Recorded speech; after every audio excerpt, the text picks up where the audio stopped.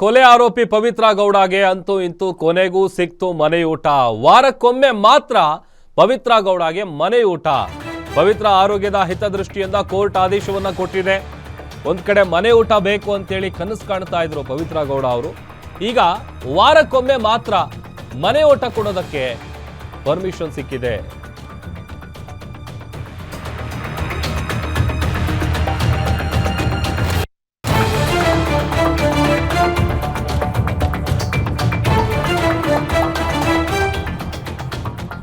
ನೋಡಿ, ಮನೆ ಊಟ ಬೇಕು ಅಂತೇಳಿ ಮೊದಲಿಗೆ ಮನವಿಯನ್ನ ಮಾಡ್ಕೊಂಡಿದ್ರು. ಆಗ ಪರ್ಮಿಷನ್ ಸಿಕ್ಕಿತ್ತು. ಬಟ್ ಅದಾದ್ಮೇಲೆ ಜೈಲಾಧಿಕಾರಿಗಳು ಮೇಲ್ಮನವಿಯನ್ನ ಸಲ್ಲಿಸಿದ್ರು.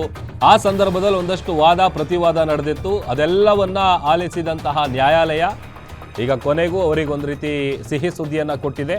ಬಟ್ ಆದ್ರೆ ಒಂದು ಟರ್ಮ್ಸ್ ಅಂಡ್ ಕಂಡೀಷನ್ಸ್ ಅಪ್ಲೈ ಅಂತಾರಲ್ಲ, ಹಂಗೆ ವಾರಕ್ಕೆ ಒಂದ್ಸಲ ಮಾತ್ರ ಮನೆಯೂಟ ಕೊಡೋದಕ್ಕೆ ಅವಕಾಶ ಇದೆ. ಪವಿತ್ರ ಅವರ ಆರೋಗ್ಯದ ಹಿತದೃಷ್ಟಿಯಿಂದ ಕೋರ್ಟ್ ಕೊಟ್ಟಿರುವಂತ ಆದೇಶ ಇದು. 57ನೇ ಸೆಷನ್ಸ್ ಕೋರ್ಟ್ನಲ್ಲಿ ಮನೆಯೂಟದ ಬಗ್ಗೆ ಆದೇಶ ಹೊರಬಿದ್ದಿದೆ. ಪವಿತ್ರ ಗೌಡ ಜೊತೆಗೆ ನಾಗರಾಜ್ ಮತ್ತೆ ಲಕ್ಷ್ಮಣ್ ಏನ್ ಮನವಿ ಮಾಡಿದ್ರಲ್ಲ, ಅವ್ರಿಗೂ ಕೂಡ ಮನೆಯೂಟ ಭಾಗ್ಯ ಸಿಕ್ಕಿದೆ. ಆದ್ರೆ ವಾರಕ್ಕೆ ಒಂದು ಸಲ ಮಾತ್ರ 3 ಜನರಿಗೆ ಮನೆಯೂಟ ಕೊಡುವಂತೆ ಕೋರ್ಟ್ ಆದೇಶವನ್ನ ನೀಡಿದೆ. ಕಟ್ಟುನಿಟ್ಟಾಗಿ ಕೋರ್ಟ್ ಆದೇಶವನ್ನ ಪಾಲಿಸಬೇಕು ಅಂತೇಳಿ ಈ ವೇಳೆ ಸೂಚನೆಯನ್ನು ಕೂಡ ಕೊಡಲಾಗಿದೆ. ಆರೋಗ್ಯದಲ್ಲಿ ವ್ಯತ್ಯಾಸವಾದ್ರೆ ವೈದ್ಯರ ಸಲಹೆ ಮೇರೆಗೆ ಮನೆಯೂಟ ಕೊಡಿ ಅಂತೇಳಿ ಆದೇಶವನ್ನ ಕೊಡಲಾಗಿದೆ. ರೇಣುಕಾಸ್ವಾಮಿ ಕೊಲೆ ಪ್ರಕರಣದ ಟ್ರಯಲ್ ಏನಿದೆ ಅದನ್ನ ನಾಳೆಗೆ ಮುಂದೂಡಿಕೆ ಮಾಡಲಾಗಿದೆ.